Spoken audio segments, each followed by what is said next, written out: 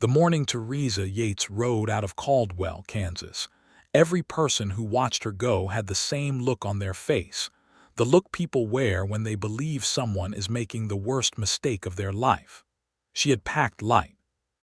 A bedroll strapped behind the saddle of her roan mare, a canteen filled at the town well before the sun had properly risen, a small leather satchel carrying hardtack and dried venison, a change of clothes, her father's old hunting knife in its sheath on her hip, and a folded piece of paper tucked into the breast pocket of her riding coat. That paper had been pressed flat by her palm so many times in the past 3 days that its creases had gone soft, the ink fading slightly where her thumb always found it. She had read it enough times to have memorized every word.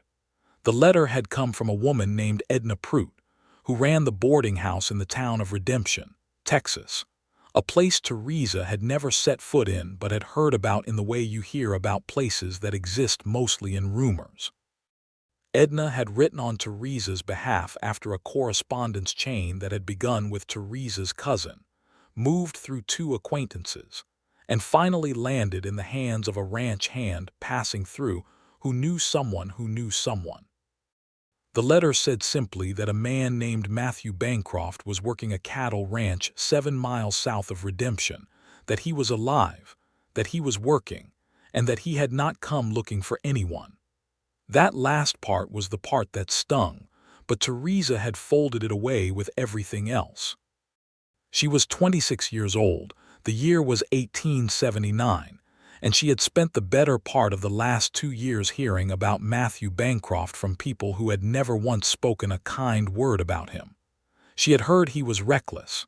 She had heard he was hard to love. She had heard he drank more than was good for him and picked more fights than he could always win, and that the only thing he left behind him was wreckage, broken fences, broken deals, broken hearts, and the general wreckage of whatever situation had been unfortunate enough to involve him. The morning before she rode out, her neighbor Mrs. Calloway had come to her door in the gray light before breakfast and stood on the porch with her arms folded and said it plainly. "That man will break you, Theresa. He breaks everything he touches. Everyone says it." Theresa had looked at the older woman for a long moment. She had thought of her father's workshop, where she had spent half her childhood learning to set broken bones on ranch animals and mend cracked wagon wheels and patch leather harnesses until they held again. She had thought of the bird with the crushed wing she had kept in a box under her bed when she was 9 years old and nursed back until it flew. She had thought of the way her mother had always said that Theresa's hands were not the hands of a woman who walked away from things that needed fixing. "I have fixed broken things my whole life," she said quietly. "That is not something that frightens me, Mrs." Calloway had looked at her like she was beyond saving, and Theresa had finished tying her bedroll and gone to the stable. Now, with Caldwell dissolving behind her and the open Kansas plain stretching out in every direction under a sky that was already burning into a deep copper blue, she felt the nervousness settle into something steadier. She was not a foolish woman. She had thought about this longer than people gave her credit for. She had not ridden out on nothing but sentiment. There was a history between herself and Matthew Bancroft that predated all the rumors, and that history was the thing she kept coming back to, over and over, the way a tongue returns to a sore tooth. They had grown up 30 miles apart and had met properly for the first time when she was 17, and he was 19, at a harvest gathering in the town of Winfield. He had been the kind of young man who stood at the edge of things, never quite in the crowd, watching with those dark eyes that looked like they were making private calculations about everything they landed on. She had thought he was unfriendly until he handed her a glass of lemonade without being asked, having apparently noticed she had been standing for 2 hours with nothing to drink, and then walked away without saying a word as if it had cost him nothing and meant nothing. She had found that deeply interesting.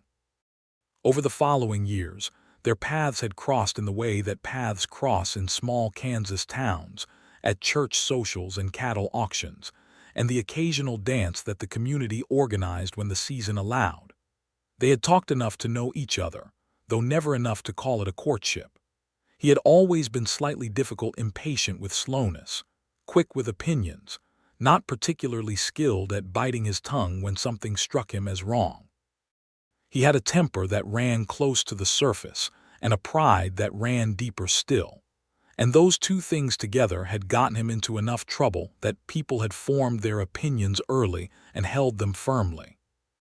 But there had been an evening, 3 years ago now, when a late spring storm had caught them both sheltering under the overhang of the McKinley feed store, the rain coming down in gray walls across the street, and they had talked for 2 hours straight without once running out of things to say.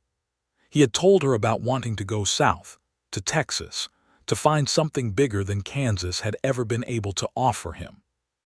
She had listened and asked questions, and he had looked at her, somewhere in the middle of that conversation, with an expression she had never quite been able to forget, like someone who had not expected to be understood and did not quite know what to do with the experience. Then the rain had stopped and they had both gone their separate ways, and 6 months later he had done exactly what he said he would do. He had gone south, and that was where everything had started to dissolve. She had not heard from him for a year, and when the news came back through the chain of acquaintances, it was the kind of news that people deliver with a certain satisfaction when they feel they have been proven right. He had gotten into a dispute at a ranch outside of Wichita Falls. He had broken his word to an employer. He had disappeared for 3 months. He had reappeared in Redemption, Texas, with a reputation that had preceded him and a silence around him that people read as trouble. Theresa had sat with all of that for a very long time, and then one morning she had woken up and thought, very clearly, that she needed to go and see for herself, because everything she had heard had come from people who had watched him from a distance, and she was not a woman who trusted what people said about things they had only watched from a distance. The ride from Caldwell to Redemption was going to take her the better part of 10 days, depending on weather and the condition of the roads. She had planned her route with care, marking the towns where she could take a proper meal and water her horse, and she had enough money put by from her work as a seamstress and from the sale of her father's second horse after he had passed the previous winter to see her through the trip and have some left over when she arrived. She was not riding blind. She was riding with intention. The first 3 days were the hardest, not because anything went wrong, but because the land between Kansas and the Indian Territory was relentless in its sameness, grass rolling to every horizon, the sky performing its enormous, indifferent pageant overhead, and the only sounds the creak of leather and the steady rhythm of her mare's hooves, and the occasional hawk turning lazy circles in the thermals. She camped 2 nights in the open, once beside a creek where cottonwoods made a silver noise in the night wind, and once on a low rise where she could see for miles in every direction and felt, despite everything, a strange, fierce freedom in it. She passed through the town of Caldwell's southern neighbor on the second day, a dusty crossroads settlement called Jarvis that had a trading post, a water trough, and a woman sitting on a barrel outside the post with a pipe, and an expression that suggested she had seen absolutely everything. Theresa watered her horse and bought a small bag of oats and a fresh piece of cornbread from the woman, whose name turned out to be Harriet, and who, upon learning where Theresa was headed, gave her detailed and unsolicited advice about the condition of the road through the territory and which stretches to take carefully after rain. "You are riding alone," Harriet said, not quite as a question. "I am," Theresa said. Harriet looked her over with the assessing eye of a woman who had made her own judgments about many things over many years. "Then keep that knife visible," she said, nodding at the sheath on Theresa's hip. "Not because you will necessarily need it, but because it will keep you from needing it." Theresa thanked her for the cornbread and rode on. On the 4th day she crossed into Texas, which she could not precisely mark on the land itself, but which felt different in some way. She could not fully articulate the grass shorter and more golden, the sky a deeper, harder blue, the heat more aggressive even in the early morning. She followed the trail south and west, And on the fifth day she came to a small settlement called Palo that had an actual hotel with actual beds, and she allowed herself one night of a roof and a real meal, eating stew at a long table in the hotel's dining room, surrounded by a party of cattle drivers heading north who were too road-worn to pay her more than polite attention. She lay in the narrow bed that night listening to the sounds of the settlement settling into sleep, and thought about what she was going to say when she found him. She had run through 100 versions of it. Some of them were angry and some of them were careful, and some of them, in her most honest moments, were simply truthful. I came because I think about you more than I think I should, and I needed to know if the man I remember is the man you still are. She did not know which version she would reach for when the moment came. She suspected she would not know until she was standing in front of him. She slept, eventually, and dreamed of nothing she could remember. The sixth and seventh days brought her deeper into northern Texas, through country that was simultaneously beautiful and unforgiving, long limestone ridges cutting through the grassland, cedar breaks that smelled sharp and clean in the morning air, and the occasional far glimpse of cattle herds that moved like slow brown rivers across distant slopes. She stopped at a ranch house on the seventh afternoon to ask about her route, and was given directions by a sun-weathered rancher named Ellis who looked at her horse's feet with a professional eye, and told her the left rear shoe was wearing thin, and she ought to stop in the next town and have it seen to before she lost it. She did exactly that, finding a blacksmith in a town called Brenham's Crossing who replaced the shoe while she sat on a fence rail and ate an apple and watched him work. He was a broad, quiet man who did not ask her questions, which she appreciated. He charged her fairly and sent her on her way with a nod that contained in it all the professional satisfaction of a job well done. On the morning of the ninth day, with the high, pale sun of the Texas Hill Country overhead, Theresa Yates rode into the town of Redemption. It was smaller than Caldwell, built along a single main street that ran between a general store, a land office, a saloon, a church, and a scattering of other establishments with their wooden facades facing the packed dirt road. There was a livery at the south end of the street where she took her mare, paying the boy there to feed and water her properly and rub her down with care. She gave the mare a long pat on the neck before she walked away, because the horse had earned every ounce of it. Edna Pruitt's boarding house was easy to find, the second building behind the general store, a two-story frame house with a porch that had window boxes in which something brave and orange was attempting to bloom despite the October heat. Theresa knocked and was met by a woman in her 50s with iron-gray hair pinned back and a forthright expression that suggested she sized up new situations with the same efficiency she probably applied to everything else in her life. "Mrs. Pruitt," Theresa said. "Miss Yates," the woman said, because apparently there was no other woman who would ride alone to her door, having written in advance, "Come inside. You look like you could use water, food, and a bed in that order." Theresa followed her in and felt something in her shoulders that she had not known was braced finally release. She ate at Edna Pruitt's table, real food ham and roasted sweet potato and bread that had been baked that morning, and drank 2 full glasses of water and then a cup of coffee, and all the while Edna sat across from her with her own coffee and watched her with that sharp, not unkind gaze. "You are here about Matthew Bancroft," Edna said. It was not a question. "I am," Theresa said. "He is working the Carver Ranch," Edna said. 7 miles south, as I wrote. He has been there about 4 months now. He does his work from what I hear. Chester Carver has not complained, which is more than some of Matthew's previous employers have managed." "What do people say about him here?" Theresa asked, not because she needed to hear more reasons to doubt herself, but because she was the kind of woman who preferred to have all the information. Edna was quiet for a moment. "They say he is difficult," she said. "They say he drinks sometimes when he should not. They say he had a fight with a man named Drucker outside the saloon 2 months ago, and it took 3 men to stop it." She paused. "They also say he pulled Len Carver's boy out of a flooding creek last spring and never mentioned it to anyone."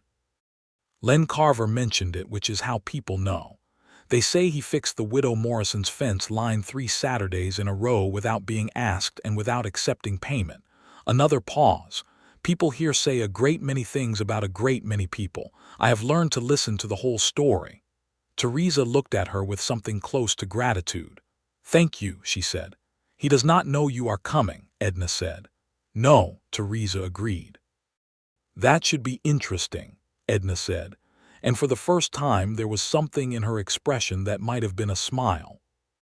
Theresa slept that night in a clean bed under a patchwork quilt, and she slept deeply and without dreaming, and in the morning she woke before the sun and lay still for a few minutes, listening to the town beginning its quiet early stirring, and then she got up and washed her face and dressed carefully, because she was going to do this, and she was going to do it well.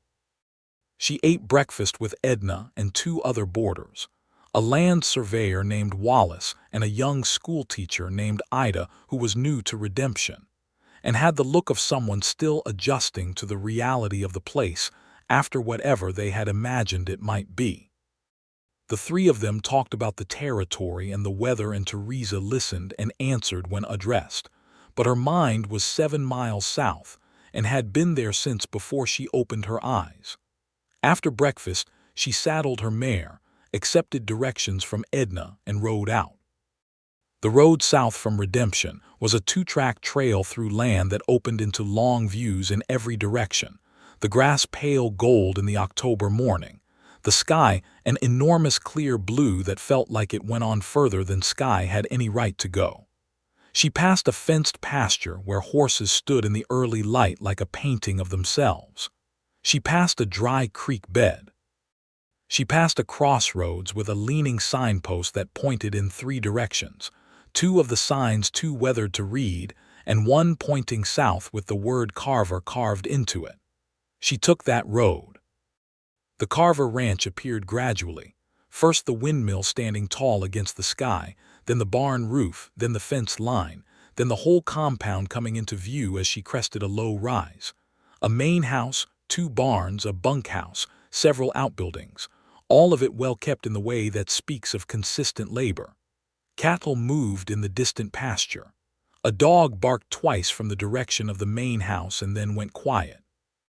A man came out of the near barn, wiping his hands on a rag, and looked up at her. Theresa's first thought, and she was annoyed at herself for having it so immediately and so plainly, was that he looked better than she remembered. He was 28 now. He had the lean, hard build of a man who worked physical labor without pause, and he was taller than she had remembered, or perhaps she had just been younger when she formed the impression. He was wearing worn canvas trousers and a work shirt with the sleeves rolled, and his dark hair was longer than it had been, curling slightly at the collar. His face had the sun-cut sharpness of someone who spent their days outdoors, and he was looking at her with an expression that she watched pass through several stages: blank recognition, disbelief, something complicated that she could not name in the space of about 3 seconds. Then he went very still. She rode up to the fence and stopped and looked down at him for a moment before she swung down from the saddle. "Matthew," she said. "Theresa," he said. His voice was the same, low and slightly rough, like a road that had a few stones in it. "What on earth are you doing here?" "I came to see you," she said, which was true, which was exactly the kind of plainly true thing she had promised herself she would say. He stared at her. "You rode from Caldwell." "I did." "Alone?" "I did," she said again. He looked at her horse, which was well tended but road-worn. He looked at her face, which was weather-browned from 9 days in the open.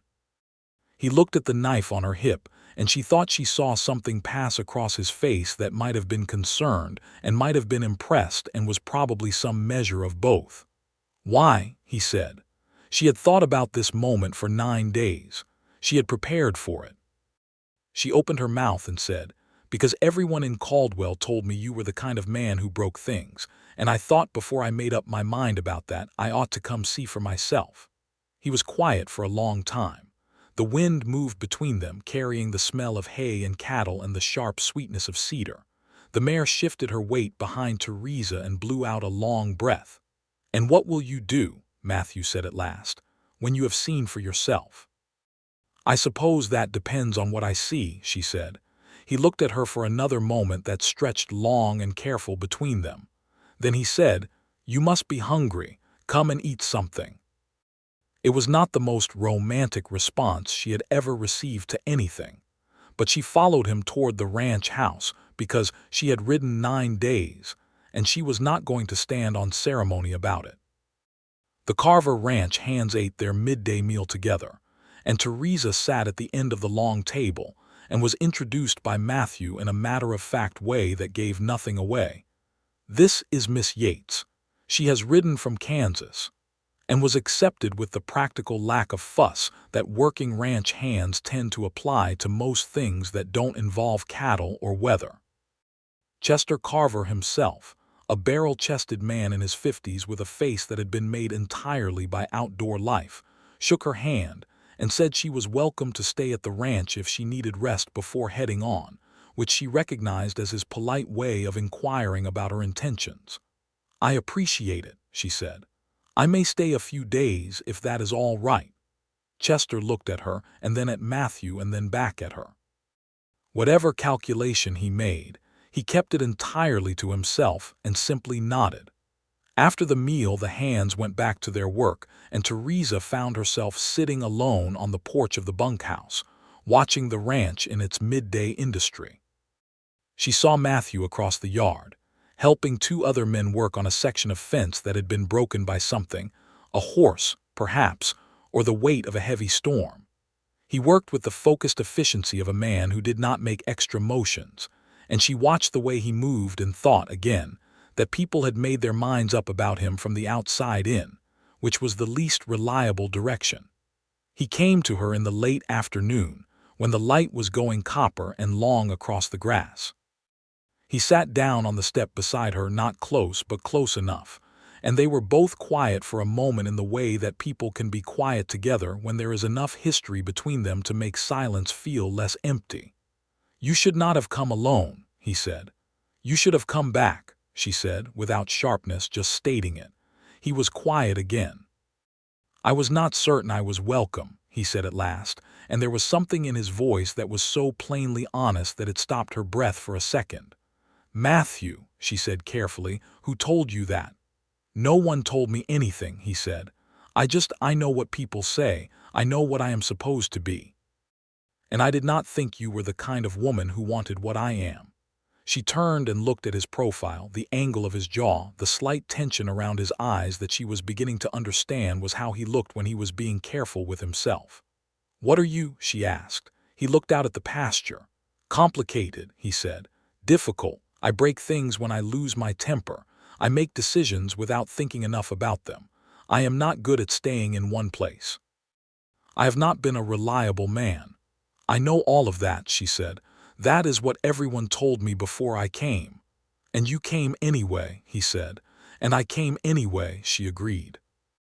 He turned and looked at her then, and the look on his face was something she would remember later as the look of a man who had lived for a long time behind walls he had built himself and had just discovered that someone had walked through them without even trying to force the door.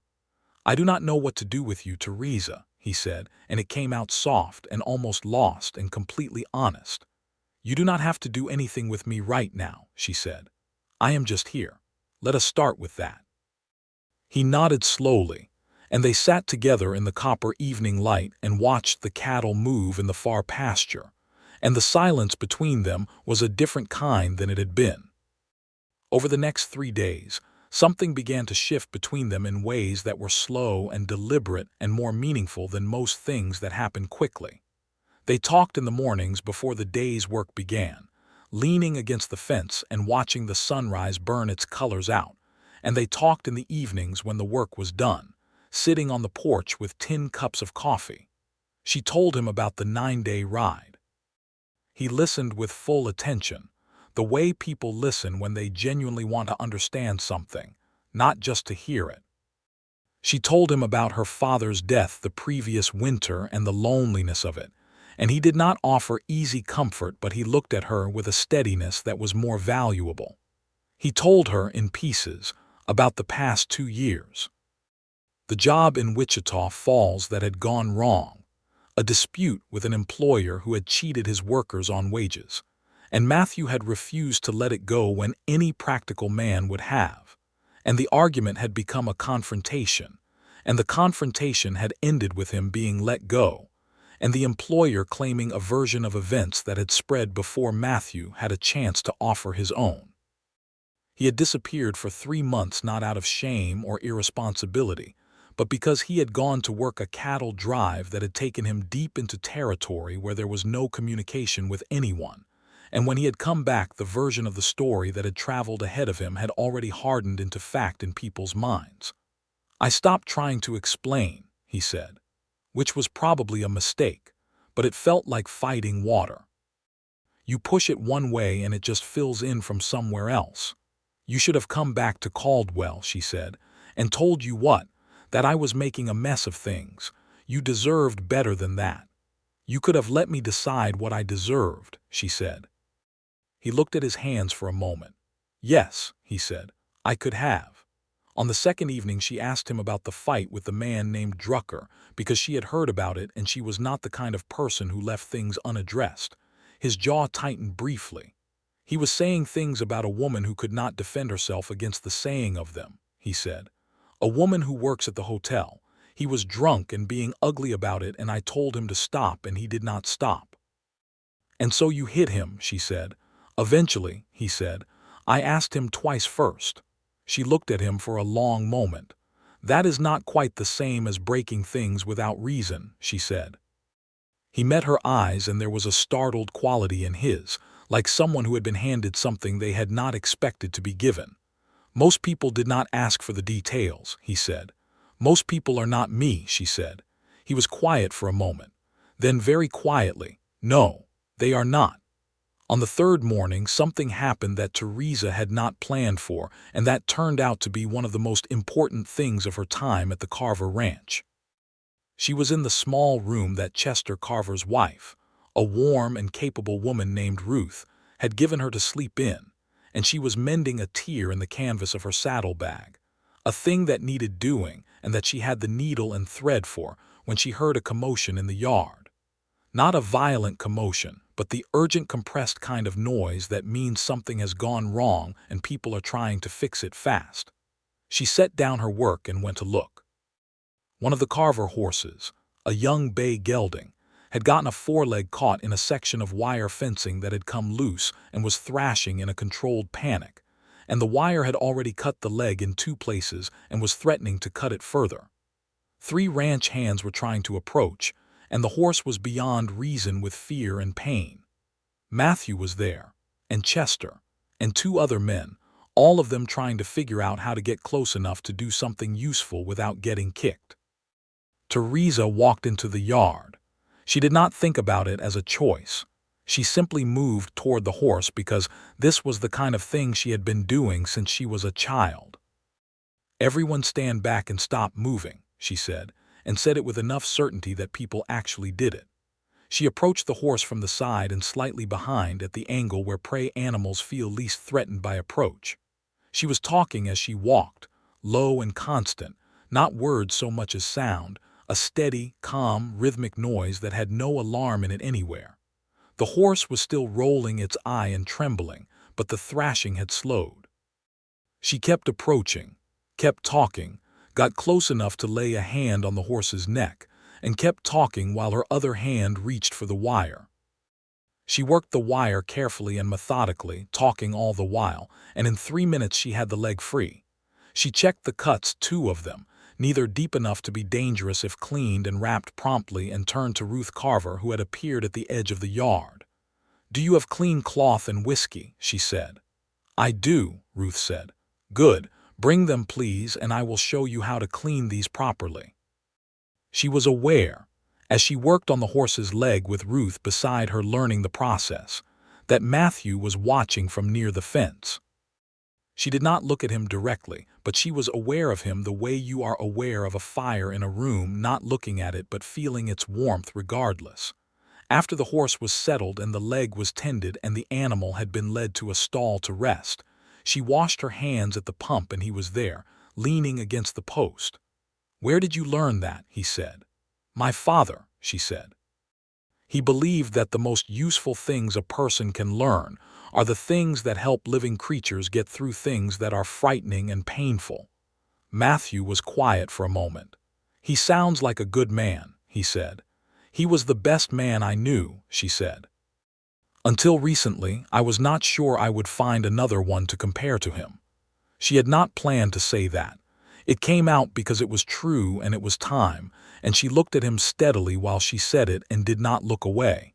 He held her gaze. Something was happening in his face that she could see even though he was trying not to show it, a kind of careful internal rearrangement, like a man who has been holding a weight for so long he has forgotten what it feels like not to hold it, and is only now discovering that he might be allowed to set it down. "Theresa," he said. "Matthew," she said. "I need to ask you something," he said.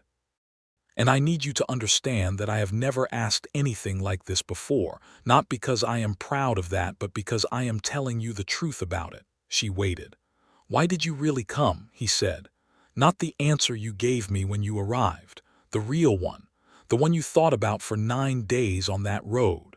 She looked at him for a long moment. The wind was warm and dry and smelled of grass and the distant cattle, and the sky above the ranch was a deep, fathomless blue, and she thought here and said it. "Because I have thought about you since that evening in Winfield when you handed me lemonade without being asked," she said. "Because every time I have heard something bad about you, I have also heard something that did not fit the story, and I am a woman who does not trust stories that do not fit together. Because when we talked in that rainstorm in Winfield's Crossing 3 years ago, it was the most honest 2 hours I had spent with another person since my father died. And because I thought that if I did not come and find out for myself, I would spend the rest of my life wondering. And I am not a woman who wants to spend her life wondering." The silence after she finished speaking was very full. He pushed off the post and took 2 steps toward her and stopped, close enough that she could see the tiny lines that the sun had pressed around his eyes, and he looked at her with an expression that was unguarded in a way she had not yet seen from him, and she realized that this was probably a face he showed to almost no one. "I think about that rainstorm too," he said, very quietly. "More than I should, probably. More than was sensible for a man who thought he was about to go make himself a proper life somewhere, and did not want to drag anyone into the mess he was likely to make of things. You are doing it again," she said, "deciding for me what I can and cannot handle." "I know," he said. "I am sorry." "Stop being sorry and stop deciding," she said. "Just talk to me." Something shifted in him that she felt more than saw. He exhaled slowly, and the tension across his shoulders changed from the rigid kind to something more like the tension of a man who is genuinely present rather than braced for impact. "I do not know how to be easy," he said. "I want to be clear about that. I am working on it, but I am not there yet. I lose my temper. I make bad decisions. I have a stubbornness in me that has cost me more than I care to count." "I know," she said. "You are very calm about things that would send most women running," he said. "I told you," she said. "I've been fixing broken things my whole life. It does not frighten me." "I am not a horse with a wire cut," he said, and there was something almost wry in his voice that she recognized as his version of humor, which ran dry and quiet and was easy to miss if you were not paying attention. "No," she agreed. "You are considerably more complicated than a horse with a wire cut, but the principle is similar. You approach carefully, you talk steadily, you do not make sudden movements, and you give it time." He looked at her for a long moment. "You are extraordinary, Theresa Yates," he said, and it came out like he was reporting a fact rather than paying a compliment, which somehow made it far more affecting than any practiced flattery. "I am practical," she said, but she was smiling. He smiled too, and she had not seen him do that fully before, not the slight ironic curve she had already identified, but a real one, open and a little surprised by itself, and it changed his face entirely. "Let me show you something," he said. He walked, and she fell into step beside him, and he led her past the barn to a paddock behind it where 3 horses were grazing. He stopped at the fence, and pointed to the smallest one, a dun horse with a slightly uneven gait, cropping grass with the serene concentration of an animal that has resolved all its philosophical concerns. "That is the horse they were about to put down when I came to work here," he said. "She had a leg injury from before. Chester thought she was done. I spent 2 months working with her 3 evenings a week, just walking her, working the leg slowly, not pushing." He paused. "She will never race. But she is sound enough for light work, and she is not in pain." Theresa looked at the horse and then at Matthew, and she understood that he was not just telling her about a horse. "She is beautiful," Theresa said. "She is persistent," he said. "She never stopped trying to be all right." "Yes," Theresa said softly. "I can see that." They stood at the fence for a long time after that, not talking much, and the afternoon light moved over the pasture and the dun horse grazed contentedly, and the two of them stood side by side with their arms on the fence rail in a way that felt, despite everything, very much like coming home. The following morning, Matthew Bancroft did something he had not done in 2 years. He got up before anyone else was awake, saddled his horse, and rode into Redemption. He was back before breakfast, and he came to find Theresa where she was helping Ruth Carver with the kitchen work, because she was not a woman who sat idle when there were things to be done. He stood in the kitchen doorway with his hat in his hands and said, "Could I speak with you for a moment? Privately?" Ruth Carver looked from him to Theresa, and then went to examine something on the far side of the kitchen that required her complete attention.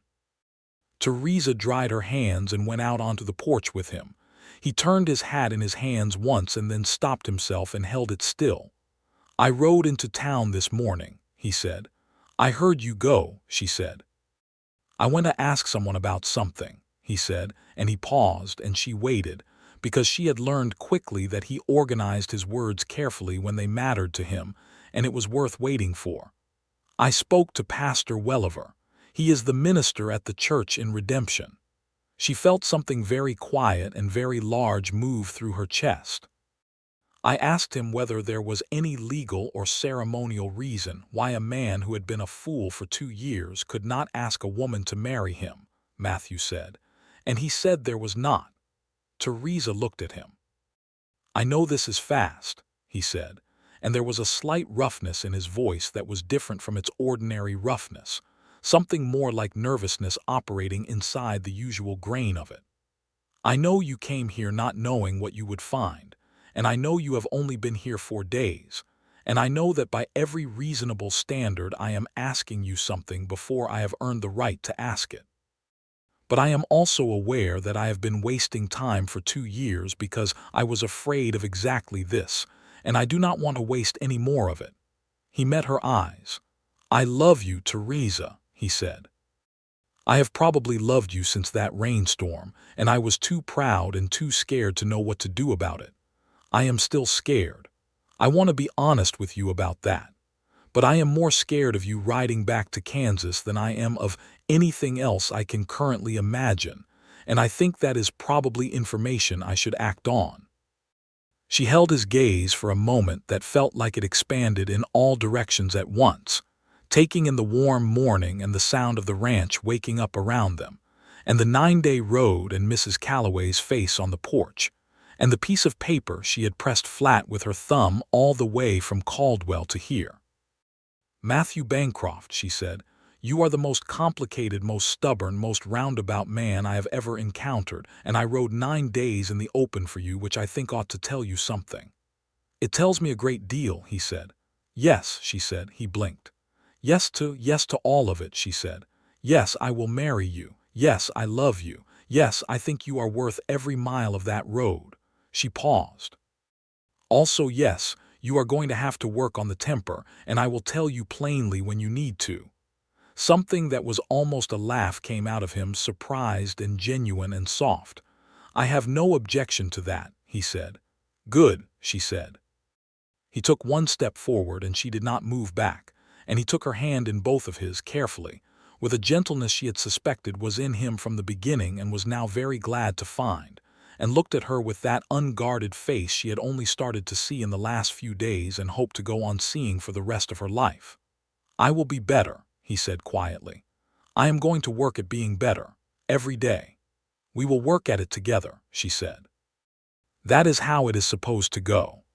He raised her hand and pressed his mouth to her knuckles, briefly and warmly, and with a gravity that made the simple gesture feel like an oath, which she supposed it was. Chester Carver, who had absolutely not been watching through the kitchen window, appeared in the yard shortly after and said, in a tone of complete neutrality, that congratulations might be in order if certain conversations he had not been privy to had gone the way they appeared to have gone. Matthew told him they had. Chester shook his hand and said, with the blunt affection of a man not given to sentiment, that he was glad, because it would be a shame to lose a good hand to misery when it was avoidable.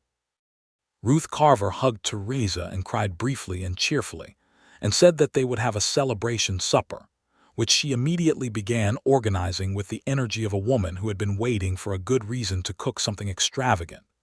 They were married 12 days later, in the small white church in Redemption, on a Saturday morning in October of 1879, with a sky so blue and clear above the town that it looked like something a painter would be accused of exaggerating. Pastor Welliver performed the ceremony with the warm efficiency of a man who had done this many times and still meant every word of it. Chester Carver and Ruth Carver stood as witnesses, and Edna Prout sat in the second pew with an expression of deep satisfaction that she was trying to keep modest and was not quite succeeding. A handful of ranch hands sat in the back rows with their hats in their laps and their best shirts on, looking mildly sunburned and genuinely pleased. Theresa wore a dress that Ruth Carver had helped her sew from fabric purchased at the general store, a deep blue wool that brought out the color of her eyes. She carried a small bunch of late-season wildflowers that she had gathered herself from the field behind the ranch that morning, because she was the kind of woman who walked out and found the things she needed rather than waiting for them to be brought to her. Matthew stood at the front of the church in clean clothes that he had taken considerable pains over, and when she walked down the aisle toward him and he turned to look at her, his expression was so openly undone that she felt it in the back of her throat. He took her hands when she reached him and held them steadily all through the speaking of the vows, and his voice, when it was his turn to speak, was quiet and serious and did not shake. When Pastor Welliver said they were married, and Matthew kissed her gently and briefly in the front of that small church, Theresa thought about Mrs. Calloway's face on the porch of her house in Caldwell and felt, not vindication exactly, but something more complete than that. A satisfaction that came from having trusted her own knowledge of what things were worth. They walked out of the church into the brilliant October morning hand in hand, and Redemption's main street was bright and warm around them, and Ruth Carver was already telling everyone about the supper, and Chester was talking about horses with his ranch hands with the practiced efficiency of a man who has expressed all his feelings and would now like to return to cattle business. And Edna Prout stopped Theresa on the church steps and pressed her hand warmly and said, quietly, "I am glad you came, my dear." "So am I," Theresa said, "more than I can say." The supper that evening was long and generous and noisy in the best way, with tables pulled together in the yard behind the Carver house and lanterns strung between the posts as the night came down, and food in quantities that suggested Ruth Carver had been planning a celebration of some kind for years and had been waiting for a suitable occasion. People from nearby ranches came, and a few from town, and there was a fiddle player named Old Pete who appeared from somewhere around the time the food was finished and played with the enthusiastic inaccuracy of a man who played, because it made him happy rather than because he was necessarily good at it, and several people danced anyway. Matthew danced with her once in the lamplight, with the careful, deliberate attention of a man who danced infrequently and did not want to step on her feet, and she stayed close to him and thought, very simply, that she was glad. She wrote a letter to Mrs. Calloway the next morning, because Mrs. Calloway deserved to know, and because Theresa was the kind of person who closed her loops.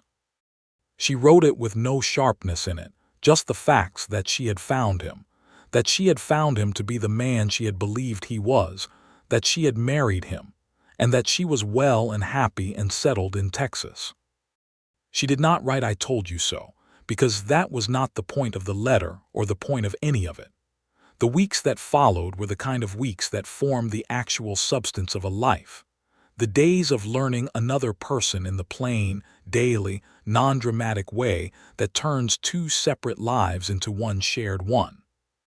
They were given a small two-room cabin on the Carver property that Chester offered them while they found their feet, and she set up that small space with the practical efficiency that was her native language, making it comfortable and functional in ways that had Matthew looking at the result of her efforts with the expression of a man who had been living out of a saddlebag so long that the concept of a home had become theoretical. "You did all this in one afternoon," he said, looking at the room. "It is not complicated," she said. "You just start at one end and work toward the other." He looked at her for a moment. "I think that is probably also your approach to everything," he said. "More or less," she agreed. There were harder days, too, because she had not ridden 900 miles pretending things were going to be easy. There was an evening in early November when he came in from a difficult day of work in a tight, controlled fury, because a dispute had developed with one of the other hands over something that had started small and mushroomed, and she could see him winding himself tighter as he stood at the wash basin, and she did not poke at it. She waited until the tension had found its ceiling, and then she said quietly, "What happened?" He told her, clipped and precise, and she listened to the whole thing and said, "Was he wrong?" "Completely," Matthew said. "Did Chester hear it?" "Chester sorted it," he said. But you are still angry," she said. "Yes," he said. "That is all right," she said. "Being angry is fine. What matters is what you do with it." He exhaled slowly. "I know," he said, "I know. I did not do anything I should not have. I was just close," she said. "Yes," he said, "close." "Then the fact that you were close and still did not is the thing you should be paying attention to," she said. "That is not failure, Matthew. That is work." He looked at her across the small room, and the anger in him shifted into something else, something softer and more complicated that was about her as much as the day. "How do you do that?" He said. "Do what?" "Make the thing look different without making me feel like I am being managed," he said. "Because I am not managing you," she said. "I am talking to you. There is a difference."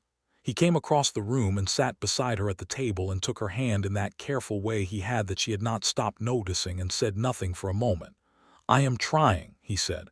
"I want you to know that I am not just saying it." "I know you are," she said. "I can see it." Christmas came to the Carver ranch with a cold front that swept down from the north and left frost on the grass every morning, and Ruth Carver organized a celebration that gathered everyone on the property together in the main house, warm and crowded and smelling of pine and wood smoke, and the spiced apple cider that Ruth made annually to considerable acclaim. Theresa made bread and a dried apple cake, and the gathering had the comfortable noise of people who were, if not family by blood, family by circumstance and proximity, which is often the more durable kind.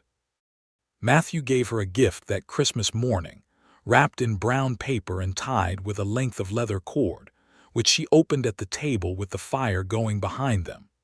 Inside was a small but beautifully made leather case with brass clasps, lined in red cloth, containing a set of the finest sewing and mending needles she had ever seen, along with a selection of thread in more colors than she currently owned.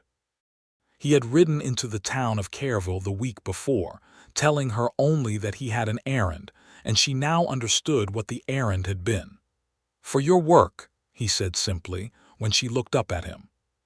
She had been doing seamstress work for women in Redemption since arriving, because sitting idle was not something her nature permitted, and because they could use the income while they decided what came next. He had noticed, without making a production of noticing, and had done something about it. She felt the sting of real feeling behind her eyes and pressed it down into a smile. "Thank you," she said. "This is exactly right." He looked pleased in the quiet, not showing it way that was his, and she leaned forward and kissed him on the cheek, and felt him go still for a second in that particular way he did when something unexpectedly warm happened to him, like an animal that has learned to expect cold, and is not yet entirely sure what to do with warmth. By the spring of 1880, it was clear that the cabin on the Carver property was a beginning rather than a destination. Chester Carver, who was a man who recognized and rewarded good work with uncomplicated directness, had promoted Matthew to foreman position, which meant more responsibility and better wages, and the question of what came next was beginning to have a shape. There was a piece of land 7 miles west of the Carver ranch that had come up for sale, 160 acres with a seasonal creek, and an old house on it that needed significant work but had the bones of something real. Matthew rode out to look at it 3 times and came back each time slightly more quiet than he had left, which was how she had come to recognize that he was thinking hard about something. On the third return she said, "Show me."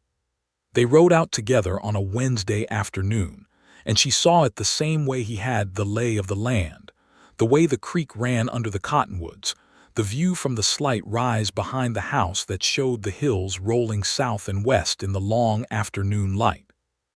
The house itself was rough, the roof needed work, a window was broken, the kitchen was going to require complete rebuilding, but she walked through it with the eye of someone who had spent her life with tools in her hands and saw not what it was but what it could be. She came out the front door and stood on the broken porch and looked at him. "We could do this," she said. He looked at the house and then at her. "It is a great deal of work," he said. "Yes," she agreed. "So are most things worth having." He looked at the land again, the particular look of a man who has imagined something for a long time and is being careful about letting himself believe it might be real. "I could build it into something," he said. "Not right away, but over time. A small cattle operation to start. Maybe 20 head the first year. Chester has said he will give me a fair reference, and he has contacts in the area who will sell at reasonable prices. And I can take in more sewing work," Theresa said, "at least until we are properly on our feet. Also, I want a kitchen garden. I want to grow things." He looked at her with something in his face she had learned to identify as the specific combination of gratitude and wonder that he felt when she met him where he was instead of where he was afraid she wanted him to be. "You would do that," he said. "All of that." "Matthew," she said, "I rode 9 days to find you.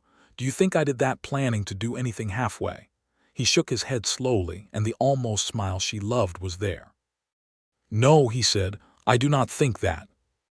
They bought the land in April of 1880, using the money Theresa had saved combined with what Matthew had put aside, with a small additional loan from Chester Carver, who presented it as a business arrangement, and was very firm about that.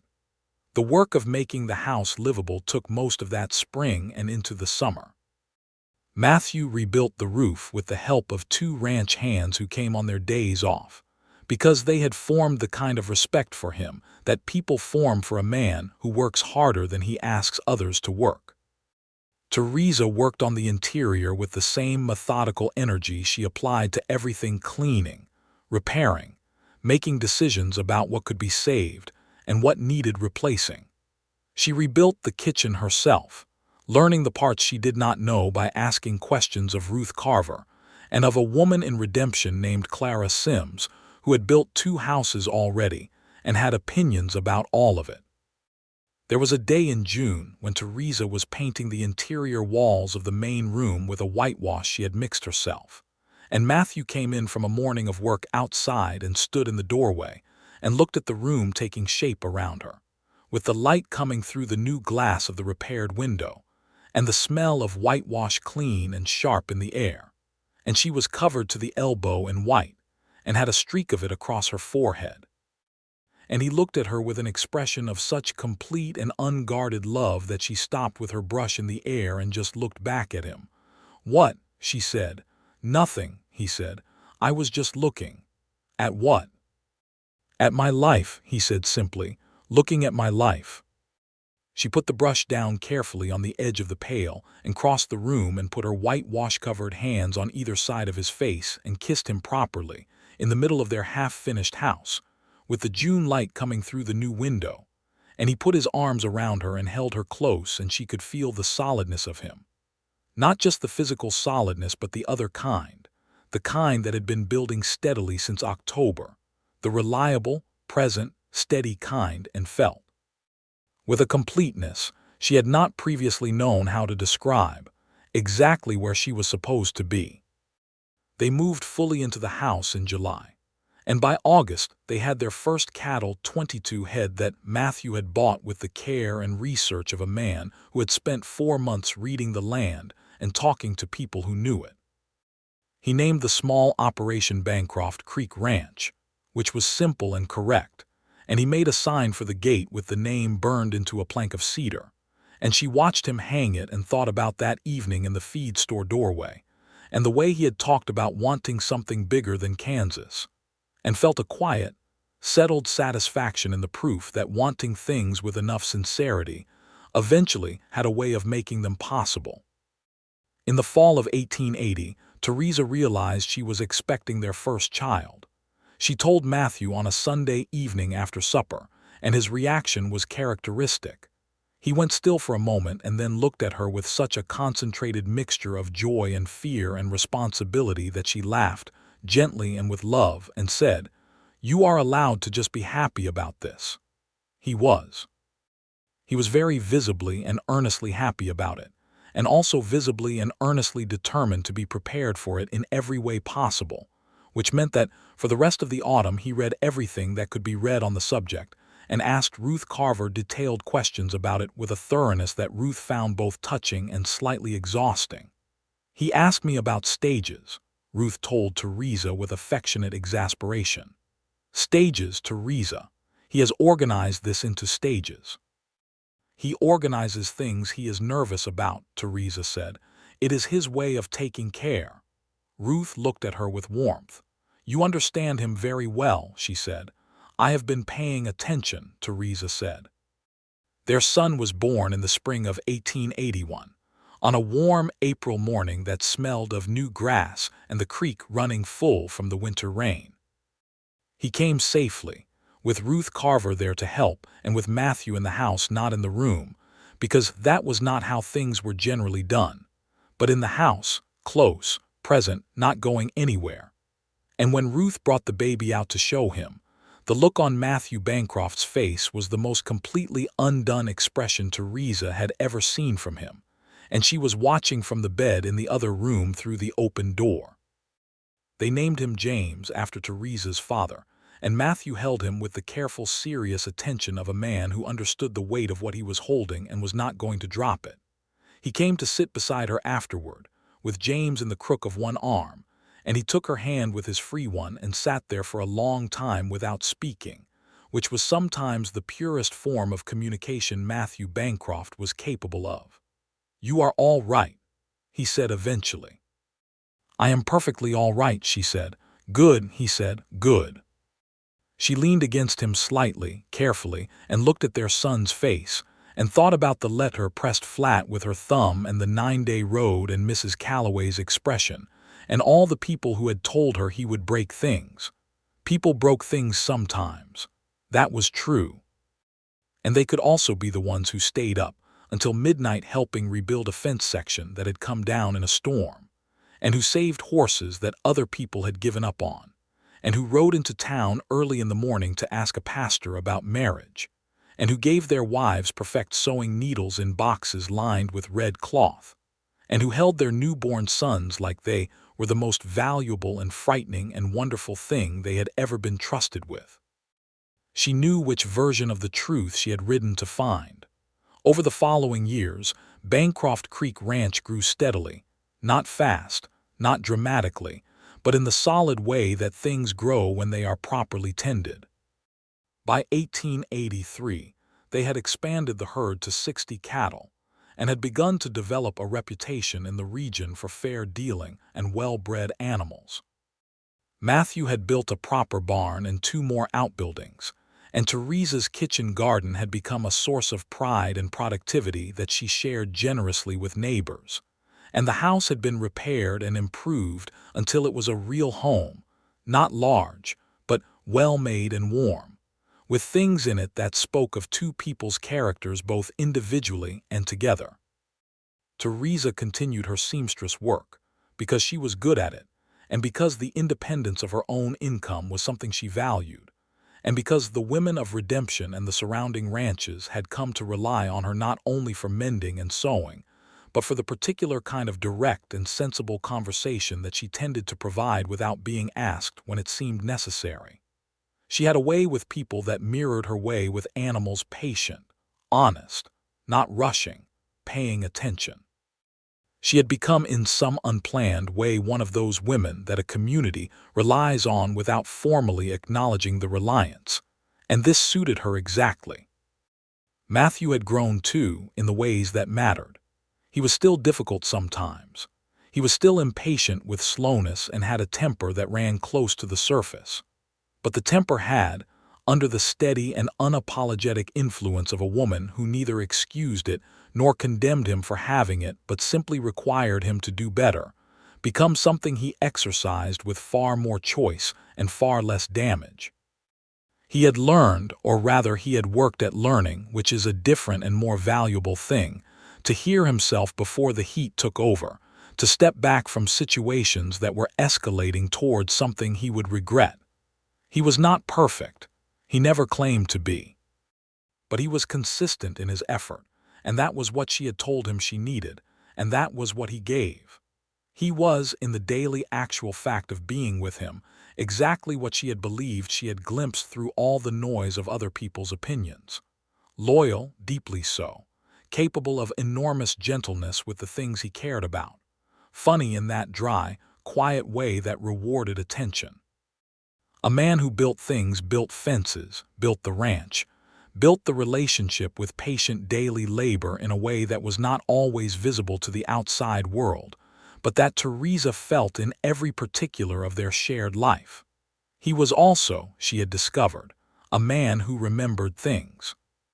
He remembered what she mentioned in passing, that she had once told him she missed the sound of rain on a tin roof, and the following spring he had added a covered porch to the house with a tin roof specifically so she would have it. He remembered that she had said once, years ago, that she had never had a proper birthday celebration, and every year since without exception he had organized something, modest by some standards but thoughtful in every particular, because Matthew did not do things carelessly. In the autumn of 1883, Theresa received a letter from Mrs. Calloway. It had taken an indirect route and a long time, passed through a mutual acquaintance in Caldwell, but it arrived. The letter was brief and somewhat formal in the way that Mrs. Calloway's letters always were, but it said that she had heard from several sources that Theresa was well and settled, and that the marriage appeared to be a good one. And it said, in the careful language of a woman who did not find it easy to be wrong, that she was glad things had worked out and she hoped Theresa was happy. Theresa read it at the kitchen table and smiled, and wrote back that same evening, warmly and without scorekeeping, because that was not who she was. She wrote about the ranch and about James, who was 2 years old and had his father's eyes and his mother's tendency to examine everything in his immediate environment with systematic thoroughness. She wrote that she was very happy, which was true. She did not write everything, because some things were not suited to letters. She did not write about the evening the previous winter when a dispute with a neighboring rancher over water rights had gotten heated, and Matthew had come home from it genuinely shaken, not by the dispute itself, but by how close he had come to handling it in a way he would have regretted, and how they had sat up late talking about it, and how she had told him the very fact that he was shaken was the measure of the man he was becoming, and how he had looked at her in the firelight with that expression she kept close to herself. She did not write about the way he reached for her hand in the dark sometimes, just to confirm she was there. She did not write about the particular sound of his laugh, rare and genuine, when James did something that genuinely delighted him. These things were not for letters. By 1884, there was a second child on the way, and the Bancroft Creek Ranch had its first full-time hired hand, a young man from San Antonio named Vicent who was honest and capable, and who Matthew treated with the fairness he applied to all working arrangements, because he had been treated unfairly himself, and knew what it felt like. This was something Theresa had quietly appreciated from the beginning of their time in Texas. That Matthew, for all his difficulty, had a bone-deep sense of what was fair and what was not. In a time and place where it was easy and common to look away from injustice when it did not affect you directly, he had never been good at looking away. It had cost him more than once, but she did not think it was something she would change about him if she could, and she had told him so. "Some people think you make trouble," she had said to him once, carefully. "Some people are comfortable," he had said. "I have noticed that comfortable people often think that trouble is the same as inconvenience." "I agree with you," she said. "I just wanted to acknowledge that I know you know the cost of it." He had looked at her in the way she had come to recognize as his receiving something important look. "You are the only person," he said, "who has ever said that to me." "Well," she said, "consider it said." Their daughter was born in the spring of 1884. They named her Clara after Clara Sims, who had taught Theresa half of what she knew about building a house and who had become one of her closest friends in redemption. Clara Bancroft arrived in the world with considerable determination, announcing herself loudly and refusing to be inconspicuous about anything from the first hour, which suggested a personality that her parents regarded with equal parts amusement and recognition. Matthew held Clara with the same serious care with which he had held James, and then looked at Theresa with a slightly dazed expression. "She is already louder than James," he said. "Good," Theresa said. "She will need to be." He smiled at that, the real open smile she still loved, and she thought that for all the careful work and the hard days and the long road it had taken to get here, she would do every single part of it again. In the years that followed, the Bancroft family became a settled and respected part of the Redemption community. Their ranch continued to grow, and Matthew's reputation shifted gradually from the roughened, complicated thing it had been to something more accurately reflecting the man he was: hard-working, fair, difficult at times but honest about it, the kind of neighbor who showed up when there was work to be done.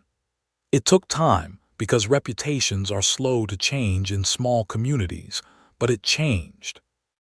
Theresa was present in the community in ways that were felt even when they were not seen, in the mended things and the helped things, and the quietly practical wisdom that she offered without making people feel they had needed it.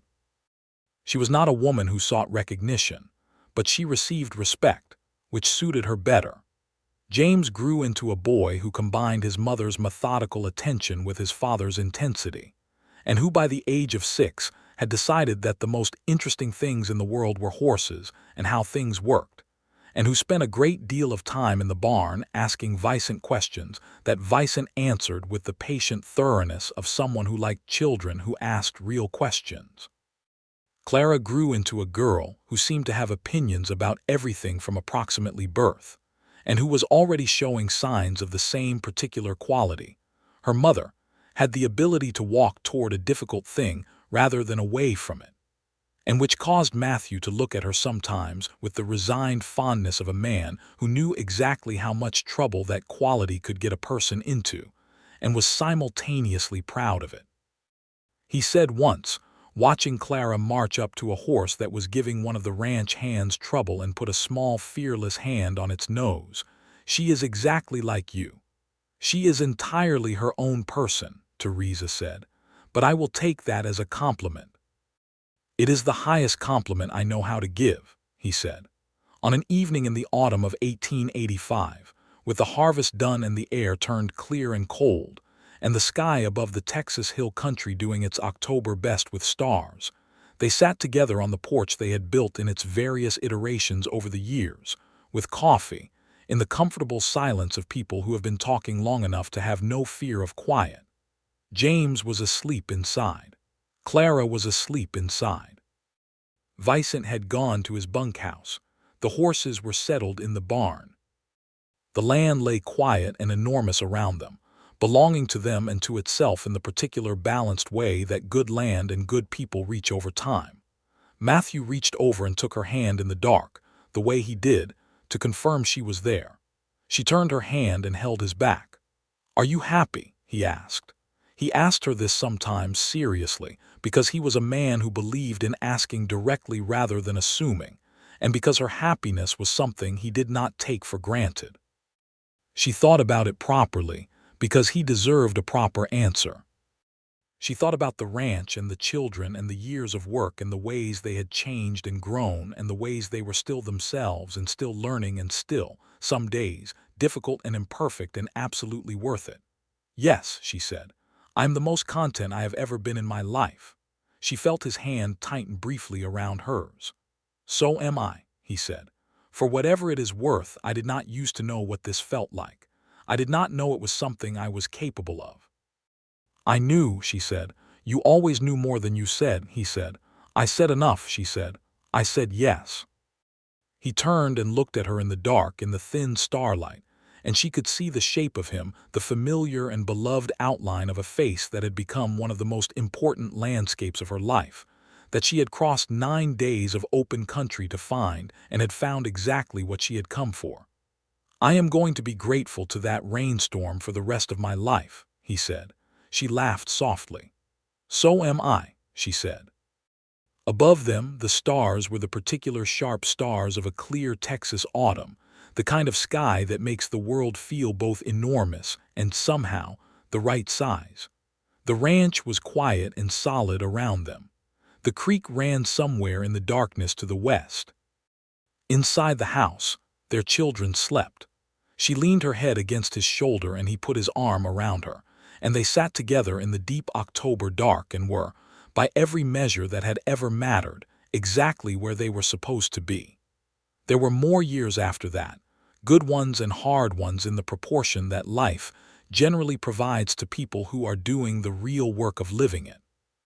There was a drought year in 1886 that tested every rancher in the hill country and required the kind of creative endurance that strips away anything unnecessary and leaves only what is actually made of solid material. The Bancroft family got through it. More than got through it, they came out of it with a clarity about what they had built and what it was worth.